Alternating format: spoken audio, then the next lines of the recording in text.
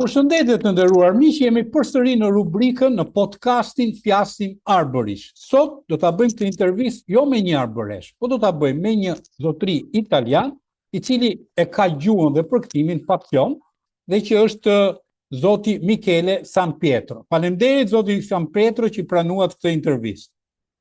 Ju falenderoj shumë dhe për interesi që keni për mua.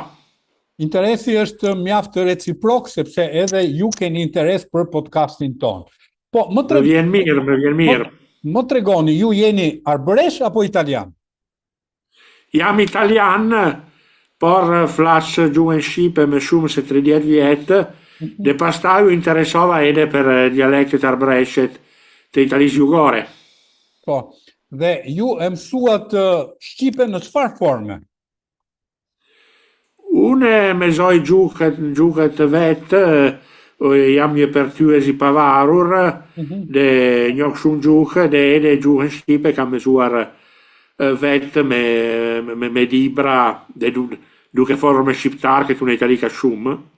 Po, domethënë ju filluat pasioni për gjuhën kur erdhën shqiptarët në Itali? Esakt, në fillimin e viteve 90 kam njohur shumë shqiptar. Kanë ardhur shumë shqiptarë nga Kosova, shumica e shqiptarëve që e njoh këtu në Reggio Emilia, në qytetin tim, janë nga Kosova. Nga Kosova, që janë po shqiptarë të njëjtit kom, vetëm të shteteve të ndryshme. Po, kur filluat të kishit interes për gjuhën e vjetër shqipe, të italianizuar që është arbërishtja? Po, e dija se kishte dialekte arbëresh në jug të Italisë, dhe u kontaktova edhe me arbëresh, dhe kam mësuar edhe arbërisht në ndonjë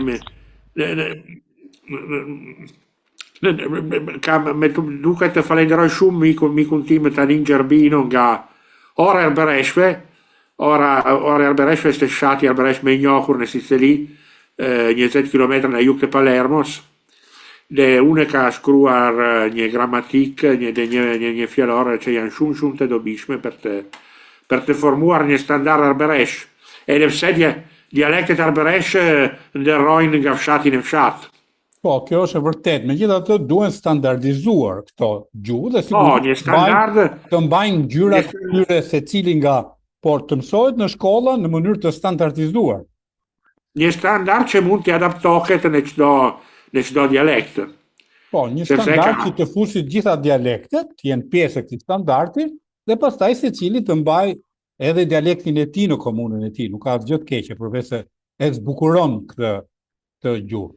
Ju e dini që ata e kanë ruajtur për 500 vjet këtë gjuhë apo jo? E di. Po që e di se arbëreshët kam themeluar fshatrat e vetë kur keni arritur në Itali para 5 shekujsh. Po, e di që pavarësisht se e kanë ruajtur 500 vjet, rrezikon të vdes kjo gjuhë tani? Po, e di. Tani ka një program televiziv shumë interesant në arbërisht, dhe e di ka folës që flasin mirë, por ka folës tjetër që flasin shumë, përdorin shumë fjalë në letisht, jo në arbërisht. Letisht është latinisht në gjuhën arbëreshe. Quajnë italisht. Po. Ju flisni më mirë shqipen letrare apo arbërishte? Shqipen letrare sigurisht, por besoj se kam në vitet e fundit kam mësuar edhe shumë fjalë dhe shumë shprehje arbëreshe, janë sigurisht në gjendje të ndërroj nga ju keni filluar miqësi me arbëreshët tash, keni shkuar ke ora arbëreshve apo në zona tjera në Kalabri?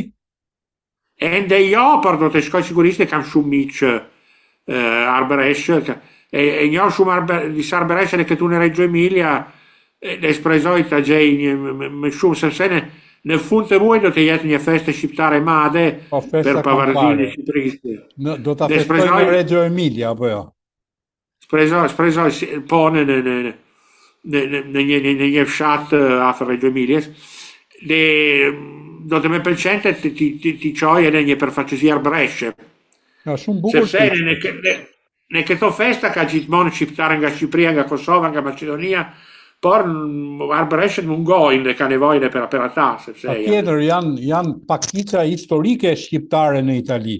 Janë pjesë e historisë italo-shqiptare. Po, janë pjesë e historisë italo-shqiptare. Absolutisht po.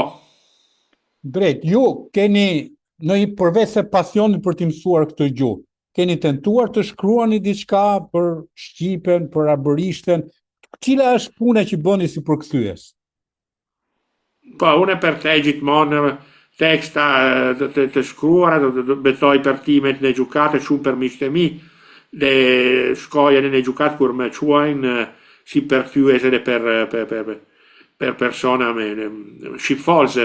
Deri tani kam shkruar kryesisht poezi në gjuhën shqipe, por tani kam sunim që të shkruaj edhe rrefime, ndoshta edhe një roman, do të shikemi.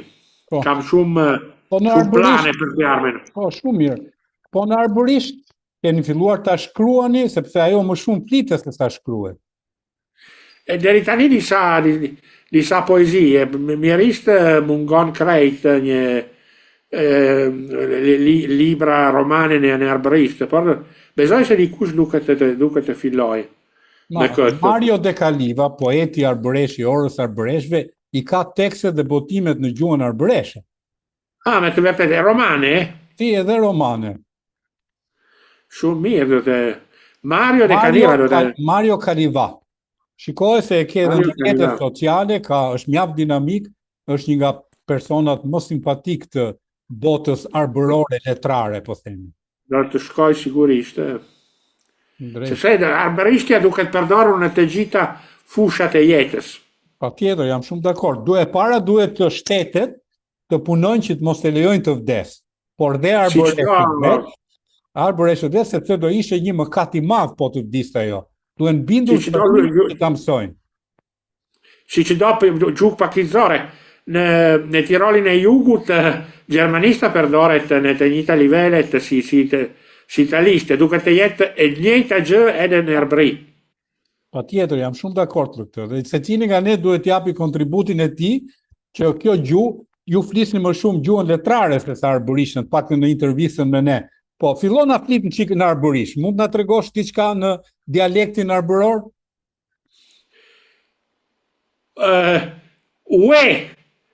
Sigurisht, sepse jo është jo në të gjitha fshatrat, por po nuk është po në të gjitha fshatrat. Ka për shembull në verite kalabrise, pastaj ka ne si në greqisht, në Karfici, Shënkoll, dhe Pallagopue e Puhri, që janë fshatrat në provincën e Crotones, dhe në orën e arbëreshve, në fshatin e Taninit Gjerbino, thuket o. Nuk thuhet po, thuhet o. Per shembull, në fshatin, në orën e arbëreshve, nuk thuket të lutem, por e parkales. Në Efkaristo, si thuhet e Aristitit. Aristitit, që duhet jetë me origjë. Unë të themi në përgjithësi që Shqipja përdor shumë turqizma, arbërishtja përdoret me shumë greqizma, për shembull, nuk thuket burg, por filaki si në greqisht. Një fjalë me tipike arbëreshe është gjitonia, që përdore gjitoni në Shqip. Në gjuhën shqipe thuket lagje. Jo, në Shqipe është gjitoni.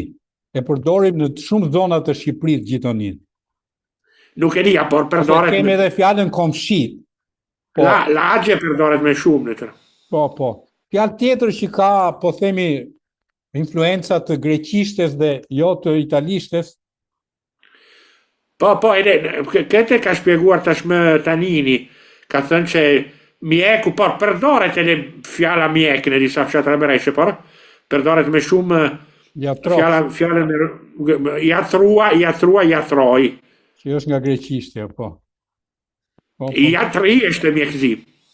Po, bukur. Megjithatë, ne duhet patjetër dy shtete duhet punojnë për të standardizuar këtë gjuhë dhe pastaj ta fusin me detyrim në shkollat fillore që fëmijët pasi ta mësojnë, dhe të shkojnë të studiojnë në Firenze, në Washington, në Bruxelles, ku të duan, ama marrin me vete dhe gjuhën e bukur arbëreshe. Gjuhën e Absolutisht jo, mrekullueshme. absolutisht jo. Unë do të jem gjithmonë i gatshëm të jap kontributin tim për këtë. Të falenderoj. Faleminderit dhe për këtë intervistë dhe ju uroj gjithë të mirat. S'ka përse, gjithashtu.